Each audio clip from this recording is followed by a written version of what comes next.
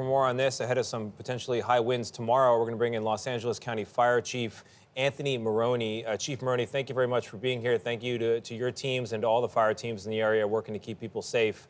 I'm curious, ahead of what could be a wind event tomorrow, what the status of things is right now and where you hope to be by the end of today. Thank you for having me on, Tony. So the status today, right now, at this moment, is that the men and women of the LA County Fire Department are still out on the line, continuing the fight. Today is day 7. These fires started last Tuesday, and it's been relentless for my personnel. However, our focus is on the residents and communities that we've been sworn to protect. And this has been an absolutely unprecedented event for the LA County Fire Department. Chief, coming back from LA yesterday by plane, the smoke seemed to have been reduced. I know containment numbers have gone up. How worried are you about more structures burning, more residential areas being threatened in the days ahead? Well, I'm very concerned, and I'm working closely not only with our local partners, but the state of California and the federal government to make sure that we have enough resources here in LA County for this next wind event, which begins today and ends Wednesday. However, we know on Tuesday, those 70-mile-an-hour winds, if we get another fire start, it's going to be very difficult to contain, even with all of the resources that we have from out of state and from the federal government.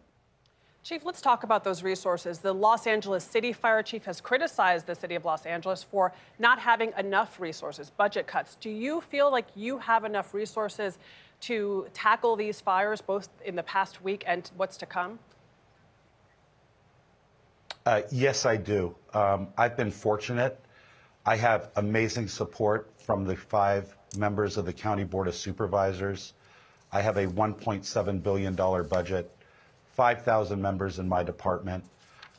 We operate out of 176 fire stations, but still, in the face of that fire front, whether it was in Altadena or Palisades, there are not enough fire engines in California to have put out every one of those structure fires.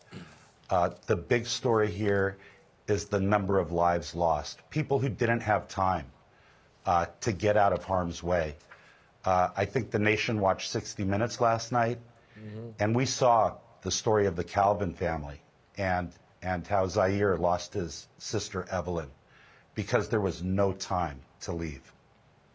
Yeah, it's got a lot of people thinking about what they would do if they were in that situation, what they would bring, what preparations they should make right now. Thank you again, Chief, for the work. Go ahead, Adrian. Yeah, just a quick follow-up, Chief. Are you saying that it would not have been possible to ever have enough resources to fight this fire? You said there weren't enough engines in the state of California, or was it is there a question of resources? Would it have been possible if you had enough resources, enough support, enough money to tackle these fires? Adriana, we always want more fire engines and firefighters.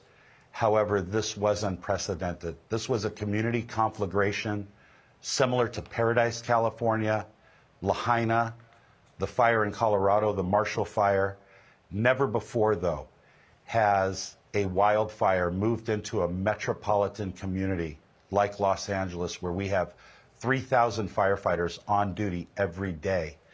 That morning, we held over our off-going shift.